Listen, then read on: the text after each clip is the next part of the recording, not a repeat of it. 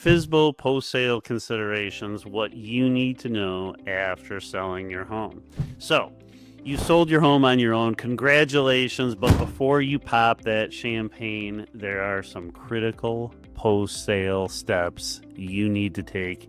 If you skip these, you could run into unexpected issues with taxes, moving logistics, and even legal responsibilities.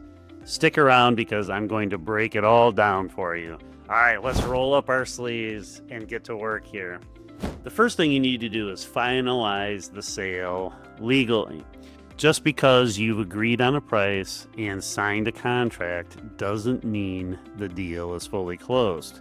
Here's what you need to do next. Number one, work with a title company or attorney. If you haven't already, make sure all the necessary documents like the deed transfer, the mortgage payoff, if that's applicable, and the prorated property taxes are handled properly. Second, double check the closing statement. Review the final settlement statement to ensure that all the agreed upon terms, like closing costs and prorations, are accurate. 3, ensure all contingencies are cleared. If the buyer had contingencies such as a final walkthrough or repairs that came out of an inspection, you will need to confirm that they've been satisfied before closing. If you're curious about what all the contingencies that could be out there, check out my video where I get into all the different contingencies that can be a part of a real estate contract. All right, next is tax implications and financial responsibilities. Selling your own home means money in your pocket, but before you start spending, be aware of potential tax obligations. Capital gains tax is big. If you've made a profit on your home sale, you may have to pay capital gains tax.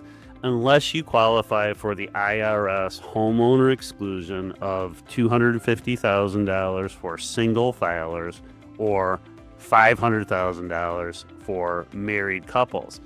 If you want to know more about that exemption, you want to subscribe to the channel because I've got a video upcoming where I take a deeper dive into capital gains, its implications when you've resided in the home and when you haven't resided in the case of like investment property. Next, you need to consider escrow accounts. If you had a mortgage, you need to check with your lender to see if you have an escrow account balance that's outstanding that will need refunded to you.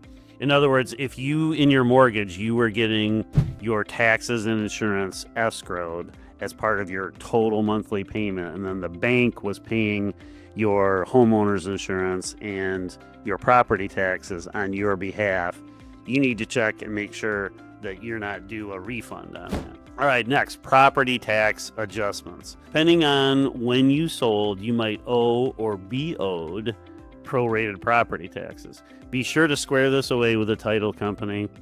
The title company in our area really handles all of those tax prorations on behalf of the seller. All right, next, handling the move like a pro. Now, you've sold the home, you've closed, it's time to move. But don't let the excitement cause you to overlook some key logistics. Number one, scheduling a moving date. Coordinate with the buyer when they will take possession officially of the home and plan your move accordingly. This should be spelled out in your buy-sell agreement or your purchase agreement or offer to purchase, that original document. If it's not included there, that's an area that really should be right at the outset. When is possession going to transfer from the seller to the buyer? It's been, it was usually standard that the day of closing, possession changed hands. Over the last 5 or so years, when it's been a crazy seller's market, sellers have been able to get 30, 60 days after close to make their moving a little bit more convenient for the seller. We're starting to get back into a balanced market, so that's not as common in our area anymore. But that's something that you need to have clear communication on about when the possession of the property is going to change hands. Next, you need to think about forwarding your mail and utilities. That's also something you need to communicate from as a seller. Make sure you coordinate the date of all the utilities, electric, gas, even sometimes garbage. Sometimes, usually the title company, in the case of like a municipal water or sewer, the title company kind of handles that transfer. But the non-municipal utilities, you're going to need to coordinate between you, the seller, and the buyer to make sure that you're not paying their electric bill. As far as mailing goes, contact the United States Postal Service to set up mail forwarding and notify your utility companies to transfer or close the accounts. Again, you want to coordinate that with the buyer so there's no interruption of service to your buyer.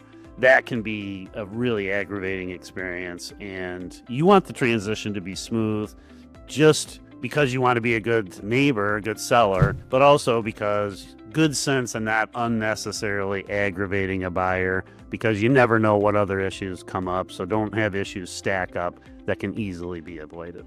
All right, next, updating your address. Remember to update your address for banks, subscriptions, vehicle registration, and any other important accounts. What happens if the buyer contacts you after the sale with a problem? This happens, by the way, more than you think. But here's a way to handle it professionally. First, know your disclosure obligations.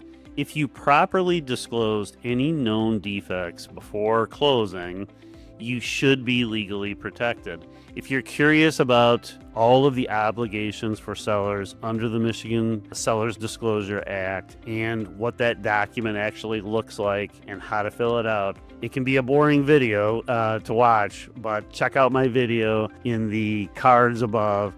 I've linked to it. I go through that entire document and explain what each item is and how to fill that document out properly.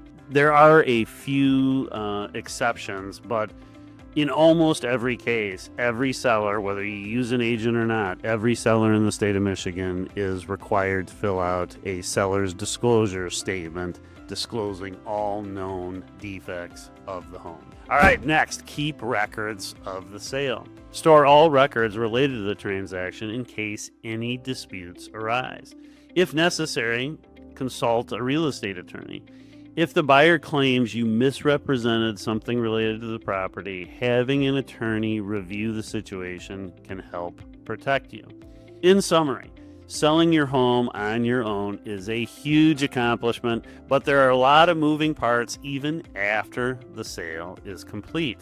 If you want to make sure you cover everything, I've put together a free for sale by owner post-sale checklist. Just check the link in the description for that. And if you found this video helpful, make sure you like, subscribe, and check out my FSBO playlist for even more tips on selling your home successfully. Thanks so much for watching. I'm Sandra Scott, your full-service realtor, where I roll up my sleeves every day to help my clients and all people when it relates to real estate. So please consider subscribing to the channel. Appreciate you. We'll see you in the next video.